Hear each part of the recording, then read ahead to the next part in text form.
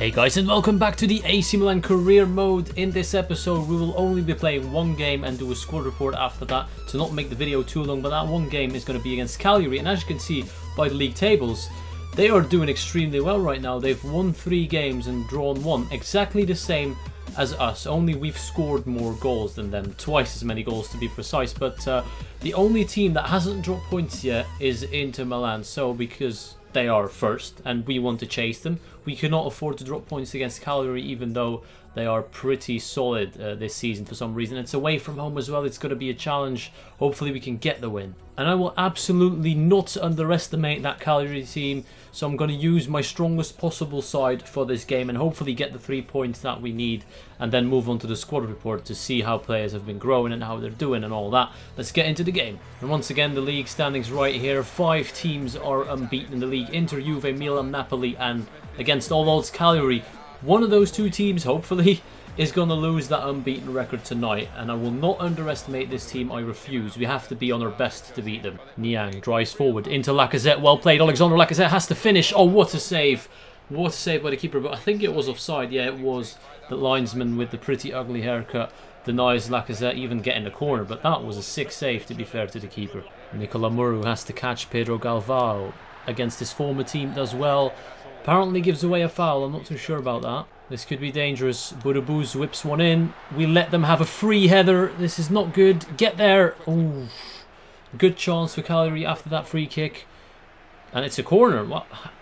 The referees are making dodgy decisions, I can already tell.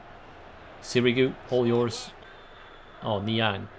Niang. Oh, Niang. Mbaya Niang. Back to his old glory days. Back in form. Mbaya Niang. Oh, what a goal by Mbaya. He's back. The previous episode, he didn't have a good few games. He was not as important. But this time, he proves me wrong. Brilliant goal, to be fair. An assist for Salvatore Sirigu as well. Budabuz slips through Simao. He's going to get the shot off. Well saved by Sirigu. Desilio. Looking for an option. He's going to try the long ball. It's not going to work. And that is half time. 1-0 up. Not the best game, but I felt like we deserved the lead, but not more than 1-0 because they've had their chances as well. There you can see by the stats. It's actually pretty even. And I think it's time to make some substitutions because I'm not too happy with Paul Pogba recently for some reason. Don't ask me why. But he's not been great. I'm going to bring on Yuri Tielemans, the man from the epic long shot from last episode. I know it's a weird decision to bring him off, but Pogba has reached that stage where he's not higher rated than Tielemans. So he'll have to prove himself if he wants to stay in the team. That's my view on it, at least.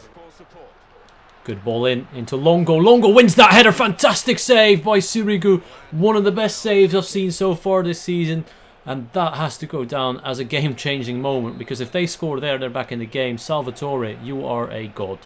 Pull it back. El Shaarawy. Stefan El Shaarawy on the edge of the area. Still going. Stefan forces a great save out of the keeper, Carboni.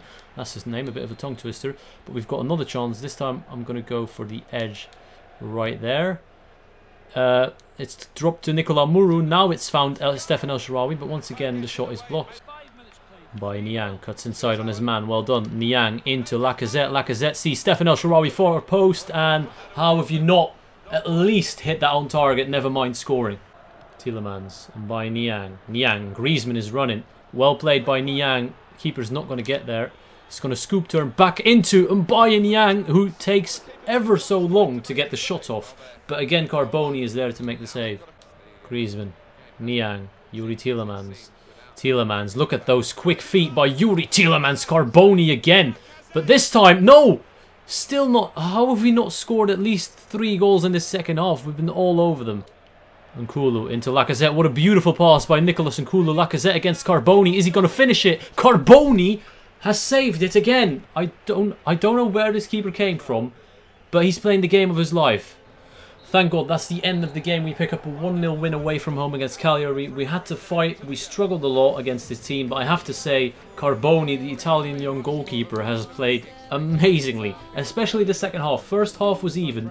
Second half, we completely took over. 11 shots on target and only finding the back of the net once. Carboni only getting a 7.9, which is not what he should have. He should have at least gotten a 9.5 in my opinion, but doesn't matter. We get the win. That's what we were looking for. In the next episode, we will play the game against Molde FK in the Champions League. It's going to be very interesting, but before we go to the squad report, we've got a few Brazilians to scout that could potentially be interesting for the youth team, especially this guy, Lorenco Pauleta. Lorenco, I don't know how you pronounce that C, but I'm going to sign him up.